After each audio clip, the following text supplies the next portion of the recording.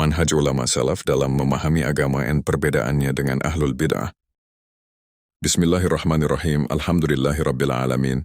Segala puji hanya milik Allah, Rabb yang telah menyempurnakan agama ini. Shalawat dan salam semoga tercurah kepada Nabi kita Muhammad SAW, keluarganya, para sahabatnya, dan orang-orang yang istiqamah mengikuti sunnahnya hingga hari kiamat. Saudaraku kaum muslimin rahimakumullah, di tengah umat ini muncul satu persoalan besar. Perbedaan cara memahami agama. Ada yang berkata, yang penting niatnya baik. Ada yang berkata, yang penting niatnya baik. Ada yang berkata, Islam harus mengikuti zaman. Bahkan ada yang berani berkata, ini bid'ah hasanah. Maka pertanyaannya, bagaimana sebenarnya cara yang benar dalam memahami agama Islam? Apakah Islam masih perlu ditambah, diperbaiki, atau dimodernisasi? Jawaban pertanyaan ini menentukan keselamatan atau kebinasaan seseorang di akhirat. Islam adalah agama yang sudah sempurna.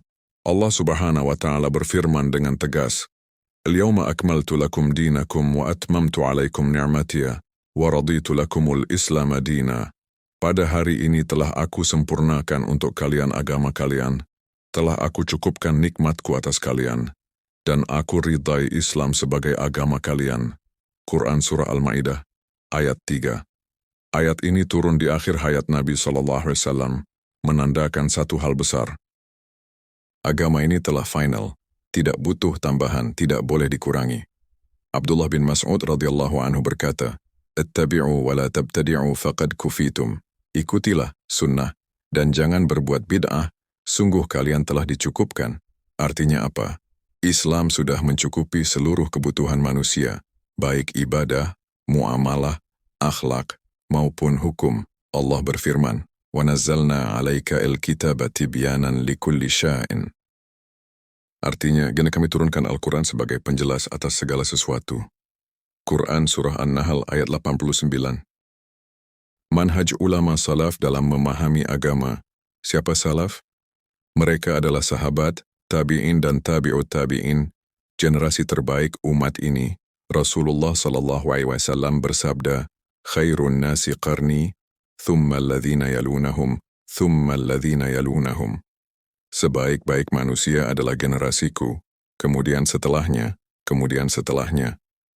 Hadis riwayat Bukhari dan Muslim. Prinsip ulama salaf. Sumber agama, Quran, sunnah, dan pemahaman salaf. Bukan hanya berdalil, tapi berdalil dengan cara mereka memahami dalil. Ibnu Taimiyah rahimahullah berkata, tidak mungkin memahami Al-Quran dengan benar, kecuali melalui pemahaman sahabat. Dua akal tunduk kepada wahyu.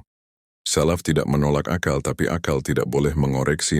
Imam Malik rahimahullah berkata, As-sunnatu safinatu Nuhin man rakibaha najah. Sunnah itu seperti bahtera Nabi Nuh, siapa yang menaikinya selamat. 3. Berhenti pada dalil, tidak berlebihan. Dalam akidah, ibadah, dan manhaj, salaf tidak menambah dan tidak mengurangi. Imam Ahmad berkata, jangan engkau berbicara tentang agama kecuali dengan atsar. 3. Cara ahlul bid'ah memahami agama. Catatan penting. Ini penjelasan metode, bukan vonis personal. Ciri-ciri utamanya, mendahulukan akal, tradisi, atau rasa. Jika dalil sesuai, diterima. Jika tidak sesuai, ditakwil atau ditolak. Allah berfirman, Afara'aita man ittakhadha ilahahu hawahu.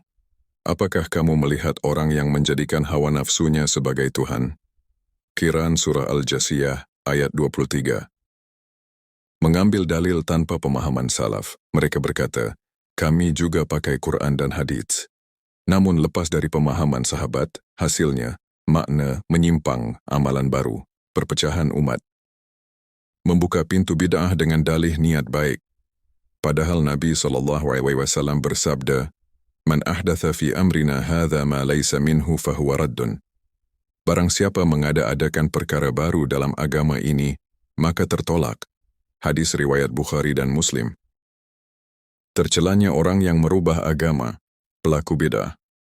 Allah Subhanahu wa Ta'ala berfirman dengan keras, Am lahum syuraka'u wa syara'u lahum minalid dini ma lam ya'dhan bihi lillahu. Apakah mereka memiliki sekutu-sekutu yang mensyariatkan agama yang tidak Allah izinkan? Quran Surah Asy-Syura, ayat 21. Mengubah agama berarti menuduh Islam belum sempurna. Merasa lebih tahu dari Rasulullah SAW menyerupai kaum yang dibinasakan. Imam Malik rahimahullah berkata, perkataan sangat tegas, barang siapa membuat bid'ah dan menganggapnya baik, maka ia telah menuduh Nabi SAW mengkhianati risalah. Penutup, saudaraku, agama ini tidak butuh inovasi, yang dibutuhkan adalah ittiba, bukan kreasi. Jalan keselamatan adalah satu, kembali kepada Al-Quran, Sunnah dan pemahaman salaf. Rasulullah SAW bersabda, wa kullu bid'atin dalalatun. Setiap bid'ah adalah kesesatan. Semoga Allah menjadikan kita pengikut sunnah, pencinta salaf, orang-orang yang istiqamah di atas kebenaran. Amin ya Rabbal Alamin.